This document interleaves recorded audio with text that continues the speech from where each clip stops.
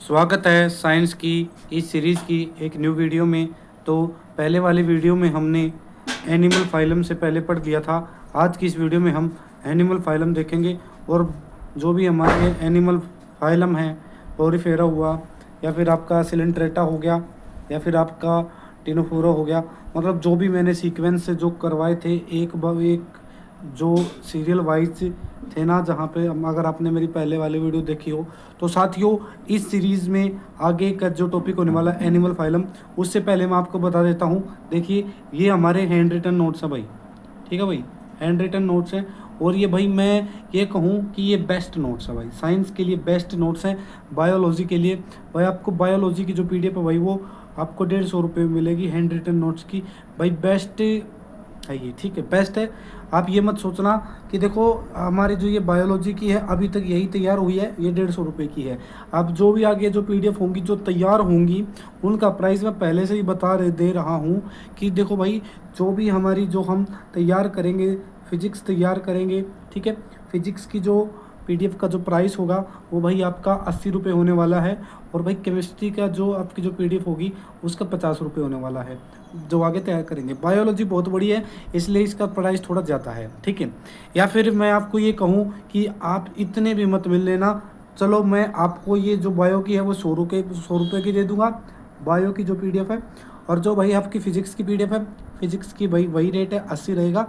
और केमिस्ट्री का हमारा कितना रहेगा, केमिस्ट्री का हमारा 50 रुपये रहेगा। तो ये भाई ये रेट है भाई, इनको आप ले सकते हो, परचेज़ कर सकते हो भाई चैनल को सब्सक्राइब कर लीजिए क्योंकि इस सीरीज़ में मैं आपको जितना जल्दी सिलेबस करा रहा हूँ वो उतना जल्दी कोई नहीं करा रहा होगा। तो चैनल सब्सक्राइब हो जाना चाहिए। और हर एक एग्ज़ाम CET के लिए हुआ या फिर ग्रुप D के लिए जो वैकेंसी आ रही है भाई, साइंस जो मैं कराऊँगा इस सीरीज़ से वहीं से ही क्वेश्चन आएगा। तो भाई शुरुआत करते हैं सीरीज़ की, ठीक है।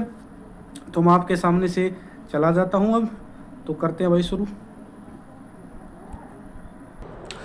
चलो भाई शुरुआत करते हैं भाई एनिमल फाइलम। और इसमें सबसे पहला जो हमारा फाइलम होने वाला है, ठीक है, मतलब कि एनिमल किंगडम कर रहे हैं और इसमें सबसे पहला होने वाला है पोरीफेरा फाइलम। सबसे पहला क्या होगा प्यारे दोस्तों, पोरीफेरा फाइलम। पहले भी पढ़ के आ चुके हैं, आप भी पढ़ेंगे क्योंकि पहले आपको एक आइडिया लग गया होगा कि पोरीफेरा में क्या है, सिलेंट्रेटा में क्या है, निडेरिया में क्या है, ये सब आइडिया आपको लग गया होगा पीछे की जो आपने क्लास देखी है इससे जस्ट पहले की। समझ में आई मेरे साथियों? तो अब इनको विस्तार पूर्वक देखने का हम काम करेंगे। समझ में आई? देखो भाई पोरीफेरा में क्या आते हैं, बताइए पोरीफेरा में आते क्या हैं।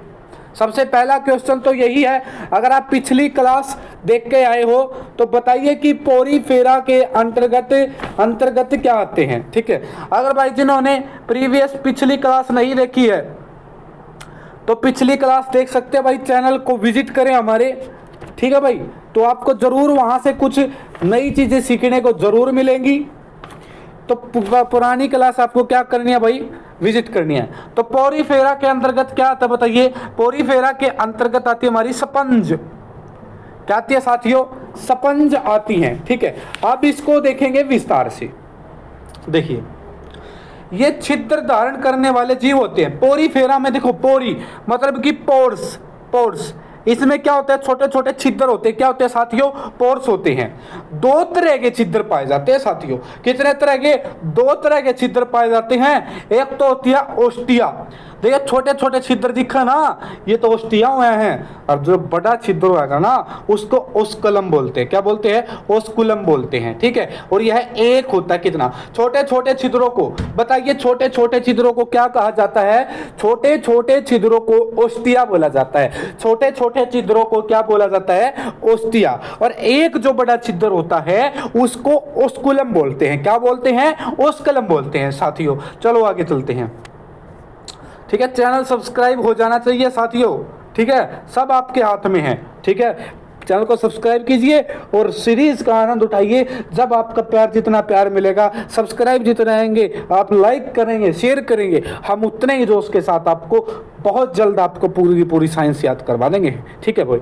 आगे चलते हैं ओस्टिया, ओस्टिया मतलब छोटे छिद्र के द्वारा पोरीफेरा में जल अंदर जाता है भाई। जो छोटे छोटे छिद्र है ना, इन तक जल आ जाएगा भीतर है, तथा ओस्कुलम के माध्यम से जल बाहर आता है। जो साथियों बड़ा छिद्र होता है ना, बड़ा छिद्र है, उसके द्वारा जल बाहर चला जाता है। समझ में आई? अब एक चीज देख लेते हैं, ठीक है। देखिए ये एक पोरीफेरा है, ये क्या है? एक पोरीफेरा है, कुछ भी हो सकता है इसमें, स्पंज लाइक स्ट्रक्चर, ठीक है। और ये हमारी क्या है, देखो जो ये है ना, जो इसके अंदर है, इसके अंदर एक कैविटी पाई जाती है। इसके अंदर क्या पाई जाती है? कैविटी पाई जाती है, ठीक है, जिसको स्पोंजोकोएल बोलते हैं, स्पोंजोकोएल। इसको पैरागैस्ट्रिक कैविटी भी बोलते हैं, इसको पैरागैस्ट्रिक कैविटी भी बोलते हैं, ठीक है। पोरीफेरा के अंदर देखिए यहाँ पे लिख भी रखा है मैंने, एक एक चीज लिख रखी है, ठीक है। पोरीफेरा के अंदर सेंट्रल कैविटी को स्पॉन्ज सिल कहते हैं। क्या बोलते हैं? स्पॉन्ज सिल बोलते हैं साथियों, स्पॉन्ज सिल बोलते हैं। जो ये कैविटी होती है स्पॉन्ज सिल कहलाती है। समझ में आया? इसे पैरागैस्ट्रिक कैविटी भी बोलते हैं, स्पॉन्ज सिल भी बोलते हैं। किसके अंदर होती है भाई? क्वेश्चन इस प्रकार से पूछेगा, बताइए जी पैरागैस्ट्रिक कैविटी किसके अंदर पाई जाती है? तो बता देना है आपने कि पैरागैस्ट्रिक कैविटी तो स्पॉन्ज सिल में पाई जाती है, स्पॉन्ज सिल बोलते हैं, और यह पोरीफेरा में पाई जाती है। और मैंने क्या बताया था? ये डिप्लोब्लास्टिक एनिमल होते हैं, ठीक है।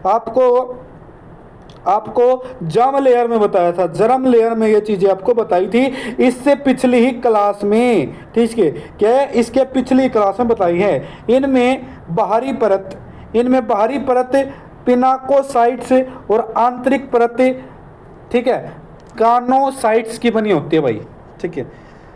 जो आंतरिक परत है इनकी, वे किससे बनी होती है? अंदर वाली तो कैनोसाइट से। किसकी? कैनोसाइट से। याद रखना, ये रटने की चीजें हैं। जो इनकी आंतरिक वह है कैनोसाइट से, और बाहरी जो परत है बाहरी, वो पिनाकोसाइट से बनी होती है। पिनाकोसाइट से बाहरी परत किससे बनी होती है? पिनाकोसाइट से बनी होती है। और आंतरिक जो परत होती है वह कैनोसाइट से बनी होती है। साथियों आगे चलते हैं, पोरीफेरा में प्रजनन किस प्रकार होता है?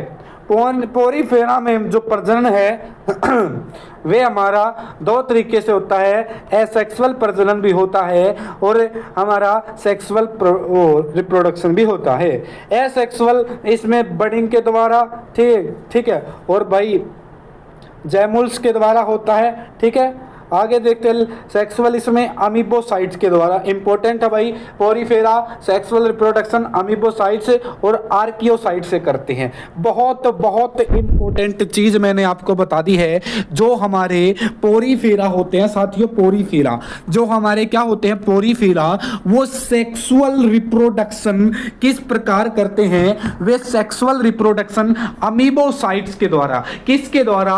अमीबोसाइट्स और आर्कियोसाइट्स के द्वारा करते हैं। अमीबोसाइट्स और आर्कियोसाइट्स के द्वारा करते हैं। यह बात याद रखनी है, कति अपने जहन में ध्यान रखनी है कि इनमें जो एसेक्सुअल रिप्रोडक्शन भी होता है और भाई सेक्सुअल रिप्रोडक्शन भी होता है। एसेक्सुअल तो ये बडिंग द्वारा करे हैं, और क्या जैमुल्स द्वारा करते हैं, ठीक है, याद रखनी है भाई। सेक्सुअल रिप्रोडक्शन अमीबोसाइट्स और आर्कियोसाइट्स से। समझ में आई? तो चलते हैं भाई, आगे चलते हैं भाई। चैनल को सब्सक्राइब कर लीजिए, लाल कलर का बटन दबा दीजिए, ठीक है। और भाई कानोसाइट्स, ठीक है, क्या बात, किसके द्वारा? कैनोसाइट से। ये तो हमारी क्या होती है? इसकी पोरीफेरा की आंतरिक लेयर होती है, आंतरिक। और बाहरी लेयर कौन सी होती है? बाहरी लेयर बताइए, बाहरी लेयर पढ़ के आए थे। बाहरी लेयर होती है पिनाकोसाइट से। क्या होती है साथियों? पिनाकोसाइट से। आंतरिक कैनोसाइट से, और इसके द्वारा भी अपने रिप्रोडक्शन करते, सेक्सुअल रिप्रोडक्शन के अंतर्गत होता है साथियों। समझ में आई? चलते हैं भाई आगे, बिल्कुल चलते हैं भाई। देखिए भाई आगे है भाई, आगे है पिनाकोसाइट्स को कोलर सेल भी बोला जाता है। पिनाकोसाइट्स क्या होती है? इनकी बाहरी परत है। कौन सी परत है? बाहरी परत होती है। पिनाकोसाइट्स कैसी परत होती है? बाहरी परत होती है। जो पिनाकोसाइट्स होती हैं ये पोरीफेरा की बाहरी परत होती है साथियों। कैसी परत होती है? पिनाकोसाइट्स पोरीफेरा की बाहरी परत होती हैं, और जिनको कोलर सेल भी बोलते हैं। कैसी सेल बोला जाता है? कोलर सेल इन्हें बोला जाता है। आंतरिक साइट क्या होती हैं? आंतरिक साइट है, आंतरिक जो वह होती है आंतरिक लेयर कैनोसाइट्स होती हैं, जिनके द्वारा यह सेक्सुअल रिप्रोडक्शन करते हैं। सेक्सुअल रिप्रोडक्शन आर्कियोसाइट्स के द्वारा भी किया जाता है और सेक्सुअल रिप्रोडक्शन अमीबोसाइट्स के द्वारा भी किया जाता है। ठीक है भाई, आगे चलते हैं। चलो भाई आगे देखो भाई, यहाँ से बहुत इंपॉर्टेंट प्रश्न बनेंगे। यहाँ से बहुत सारे इंपॉर्टेंट प्रश्न वन लाइनर फॉर्म में आपके के साथ भी पूछे जा सकते हैं। ठीक है, वन लाइनर बहुत अच्छे क्वेश्चन यहाँ से बनते हैं।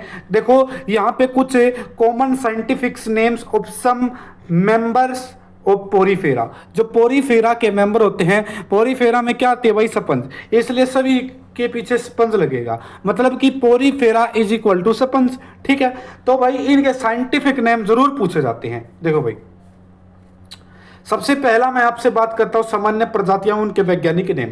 कांच रस्सी स्पंज, जो कांच की रस्सी का जो स्पंज होता है उसको हाइलोनेमा बोलते हैं। हाइलोनेमा, हाइलोनेमा, कांच की रस्सी का स्पंज हाइलोनेमा, हाइलो, ठीक है, हाइलोनेमा। कांच की रस्सी का स्पंज क्या होता है, कांच की रस्सी का स्पंज हाइलोनेमा, कांच की रस्सी का स्पंज क्या होता है, हाइलोनेमा। ठीक है, स्नान स्पंज यूस्पोंजिया, वेरी इंपॉर्टेंट है भाई, यूस्पोंजिया। ठीक है, यूस्पोंजिया क्या होता है, यूस्पोंजिया, यूस्पोंजिया होता है स्नान का स्पंज, और ये सबसे इंपॉर्टेंट है।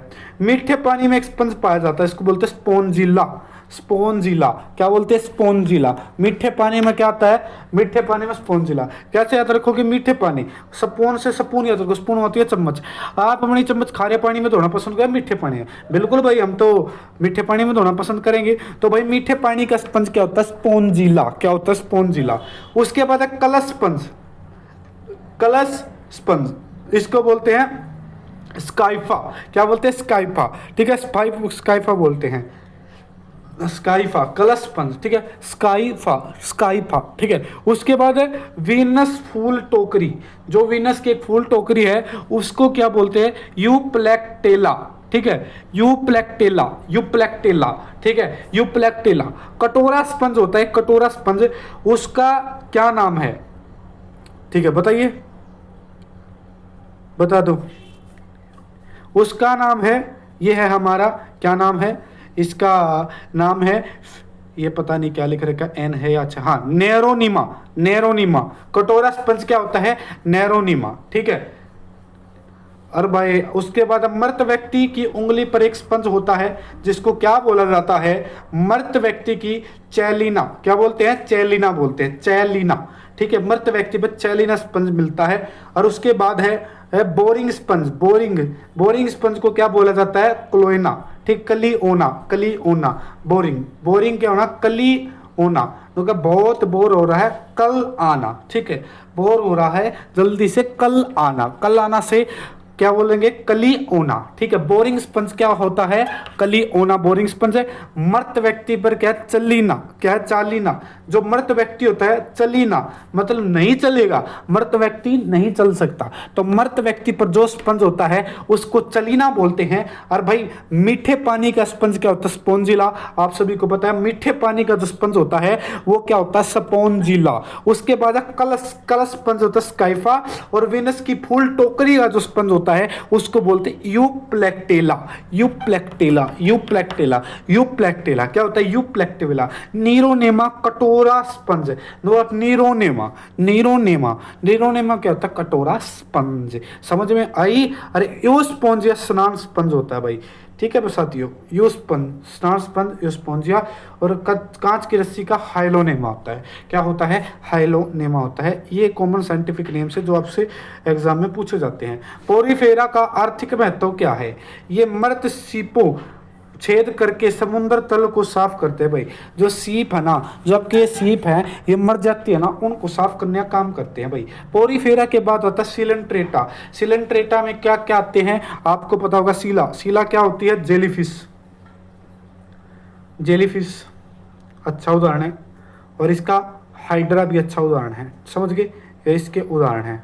ठीक है, सिलेंट्रेटा, या इन्हें सिलेंट्रेटा बोल लो, चाहे इन्हें निडीरिया बोल लो। वे जानवर हैं जिनके शरीर में एक विशेष शरीर गुहा, इनमें भी एक कैविटी पाई जाती है। ठीक है, जिसको क्या बोलता है, क्या बोलते हैं, इसको बोलते हैं कोलन कोलेंट्रोन, ठीक है, क्या बोलते हैं, कोलेंटेरॉन, ठीक है, कोलेंटेरॉन,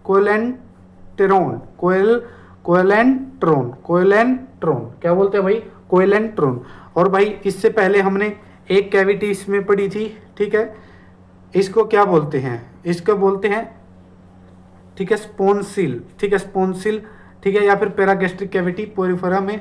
और जो ये है, जो हमारी सिलेंट्रेटा में कैविटी पाई जाती है, ठीक है, देखो ये बोलना भी तो ना आता, सिलेंट्रेटा, मैं इसको कोयल कोयल पढ़ रहा हूँ पर कोयल नहीं है, ये सील है, सिलेंटेरोन, क्या है, सिलेंट्रोन, क्या है, सिलेंट्रोन, ठीक है, सिलेंट्रेटा से सिलेंट्रोन कैविटी पाई जाती है। कौन सी पाई जाती है, सिलेंट्रोन कैविटी पाई जाती है। और इसको गैस्ट्रोवेस्कुलर कैविटी, ठीक है। आप बताइए पोरिफेरा में पैरागैस्ट्रिक कैविटी पाई जाती है और स्पोंजिल पाई जाती है, पर यहाँ पे जो सिलेंट्रेटा में अपनी सिलेंट्रोन या गैस्ट्रोवेस्कुलर कैविटी पाई जाती है।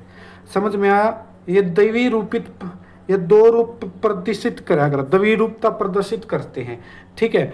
देखो भाई कुछ तो इनमें क्या होते हैं, कुछ होते हैं पोलिप मतलब गतिहीन, पोलिप मतलब गतिहीन, और इनमें एसेक्सुअल रिप्रोडक्शन होता है। और मेडूसा तैरने वाले, मेडूसा मतलब तैरने वाले, एक तो पोलिप होते हैं जो गति नहीं करते और दूसरे होते हैं मेडूसा, ये छतरी जैसा आकार होता है और इनमें सेक्सुअल रिप्रोडक्शन होता है, ठीक है। तो मतलब जो सिलेंट्रेटा दो प्रकार के होते हैं, एक तो पोलिप जो गति नहीं करते, दूसरे मेडूसा जो तैरते हैं, ठीक है। पोलिप में एसेक्सुअल रिप्रोडक्शन होता है और मेडूसा में सेक्सुअल रिप्रोडक्शन होता है। साथियों आगे चलते हैं भाई, बहुत अच्छे आगे चलेंगे।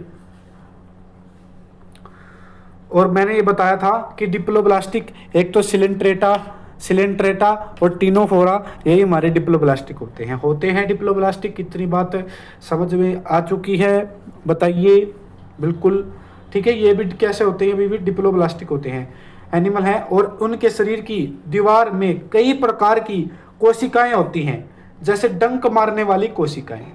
तो इनमें अपने जो ये जेलीफिश है, आपने पता होगा ना कि जेलीफिश डंक मारा कर ना डंक, तो जो उनमें डंक मारने की कोशिकाएं होते हैं, इनको नीडोब्लास्ट बोलते हैं या नेमेटोसाइट्स बोलते हैं। देखो निडीरिया भी बोल देते हैं इनको, ठीक है, निडीरिया बोलते हैं ना किनको, सिलेंट्रेटा को बोलते हैं ना, सिलेंट्रेटा या निडीरिया, ठीक है।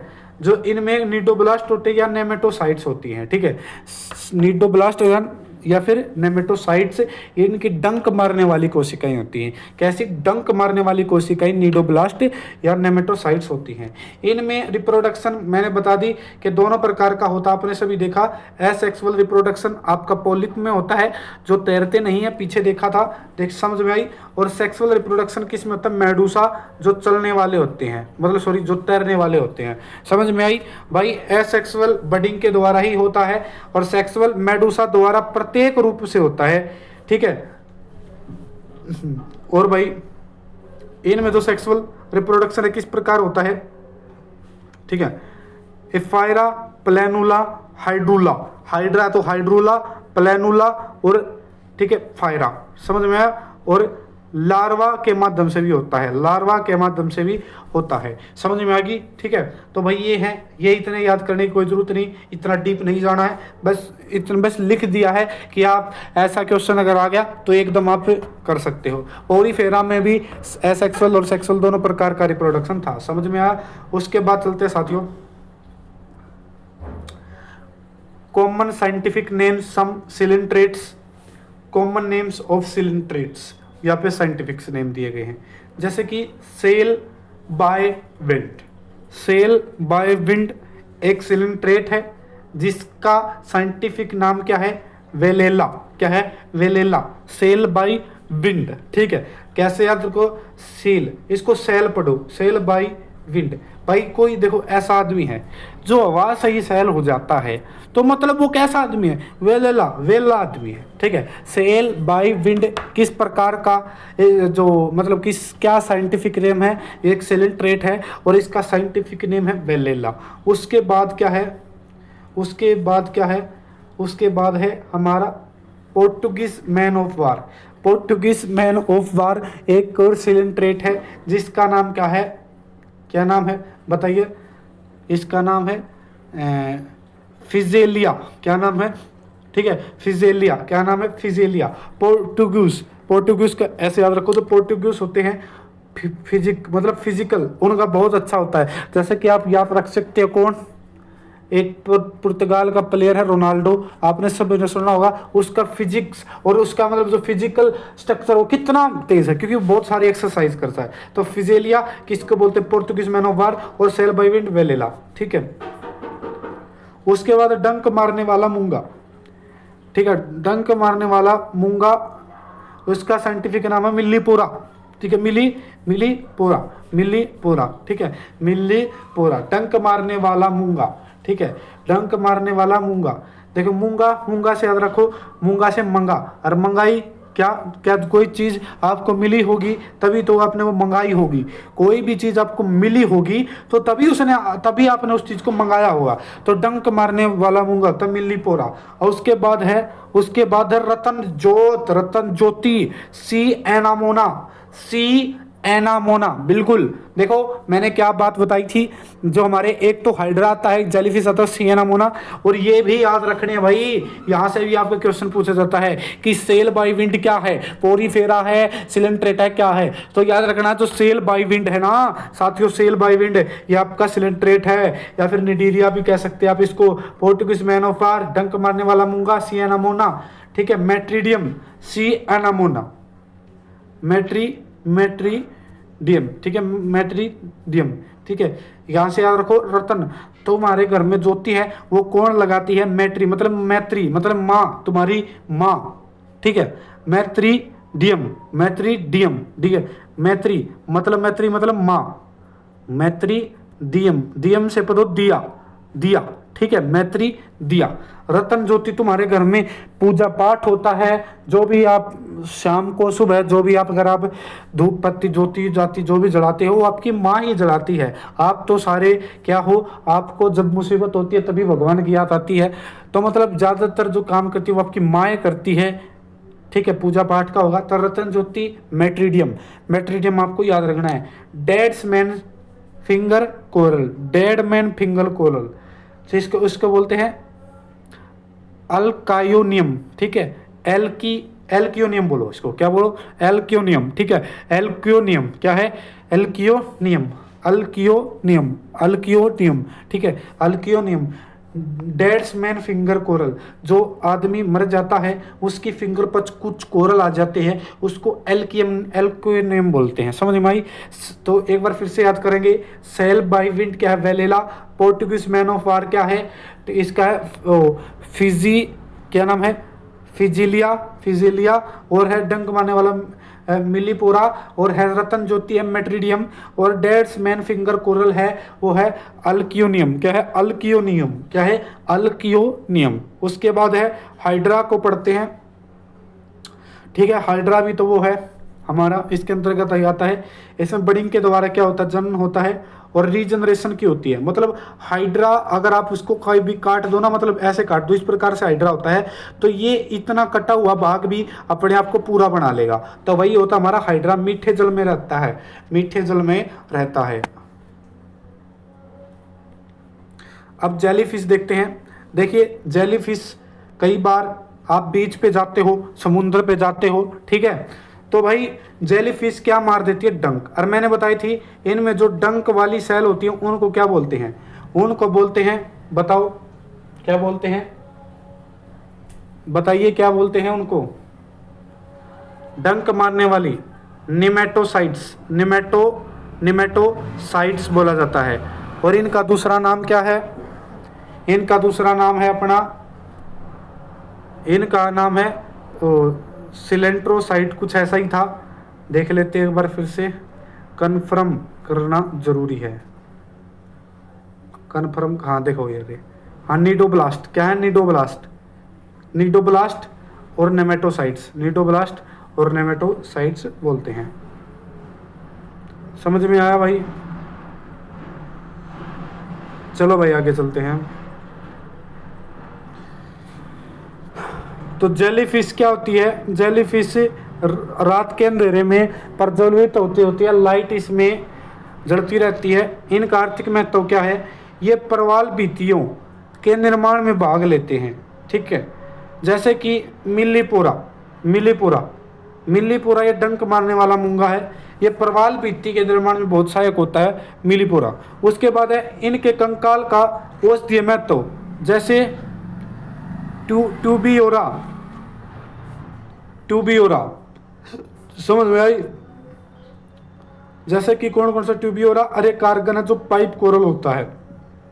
आर्गन क्या होता है? एक पाइप कोरल, याद रखना है ट्यूबियोरा और आर्गन। समझ में आया? औषधियों के नाम ट्यूबियोरा। जैसे कि दवा में क्या यूज होती है? ट्यूब, तो ट्यूब से याद रखो ट्यूबियोरा। समझ में आया बात? ठीक है, आगे जी आगे चलते हैं। उनका सजावटी महत्व है, जैसे Astraea, star coral, star coral क्या है? Star coral, star coral coelenterates है और इनका सजाने में काम आता है। कैसे आता है? सजाने में काम। समझ में आया? टीनोफोरा, टीनोफोरा में क्या होते हैं? टीनोफोरा में कौन कौन से आते हैं बताइए टीनोफोरा में?